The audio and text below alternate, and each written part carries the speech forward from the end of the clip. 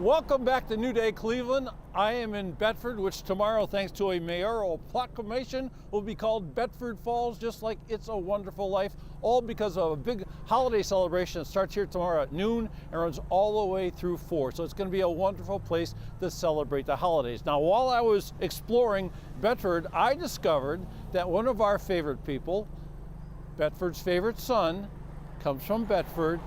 He is a man you know as Tim Taylor, the Anchorman.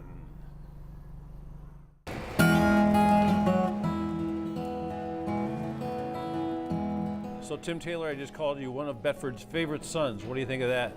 Wow, I don't know about that, but I know I'm from Bedford, and I know I'm very proud of it. Everybody is, everybody I had a chance to meet in town is very excited about TV, Fox 8 coming to Bedford, and I tell you what, I think it fits in a little bit with that little accolade there that I think is so cool that they called Main Street in Bedford one of the nicest main streets in America. Yeah, a lot of people ask me, were you surprised at all? Are you kidding? None of us who grew up here were at all surprised because we know what a gem that it is. You have all this rich history combined with 1/5 of the land around Bedford is the Metro Park and the falls that run through the Metro Park, which back in the day powered all the mills that sustained the city of Bedford. Yeah, there's so much history here. I grew up in Sagamore Hills, Northfield area. So right, when we went to town, we went to Bedford. You went to Bedford. We went to Bedford, and I remember the Taylor Chair Company right behind Main Street. One of the oldest family businesses in America. Related to Tim Taylor? I wish. There you go. Hey, so your family didn't really move here. You weren't born here. I was not. Moved from Buckeye Road to Bedford in 1951, just when rock and roll was about to explode. I thought I moved to Mayberry. Really, when I look back, this was like growing up in Mayberry. When I watch It's a Wonderful Life, I think this was Bedford Falls. Yay! Hello, Bedford Falls!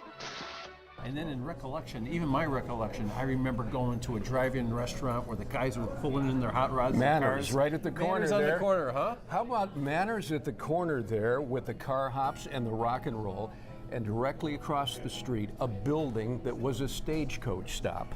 And so you have this interspersion of great history and everything you'd want as a kid growing up in the fabulous 50s, including malt shops. Yeah. You had the Glendale Sweet Shop, you had the M&M Dairy, Manners, the movie house, the hardware store. It was an idyllic Norman Rockwell painting. It really was. And I remember coming up that hill as you come over the creek. It's Tinker's Creek, yes, is it? That's come across right. Tinker's Creek and into town. And my dad would bring me here. I was really little, and we'd stop at a place called Romeo's Smoke Shop. And my dad would get his cigars there. Romito's Smoke That's it, Shop. Romito's, That's right. There's a very special tree right over here in the park, too, isn't there? That's right.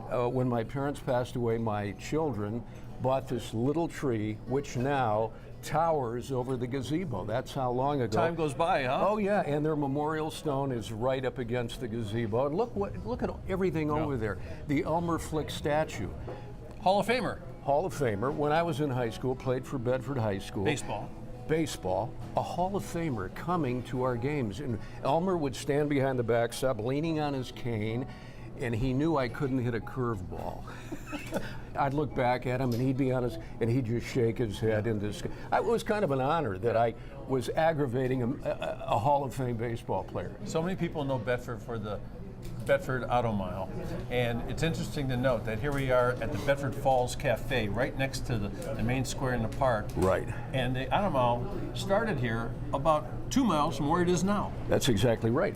But it all started right next door in the Nature Stone Building, right next door from us, which was Horton Chevrolet. And in 1938, you could buy a Chevy pickup for a little over $600. The memories, you could not grow up in a more idyllic setting. In fact, all the businesses down here, they were built between, imagine this, all these businesses now in the historic district were built between 1890 and 1920. So what a magnificent... You were really young then. Well, yeah. I wasn't even a twinkle. In fact, my dad wasn't a twinkle. There you go. Yeah, 1837, I think, is when the city was founded. That's right. I got to tell you, it was great to see you. You ought to try TV again. You're pretty good. I'm just an old guy now. No, you're a beautiful guy. Playing golf and enjoying life. Good, David, great to see you. Thank you. Thank you, sir. All right.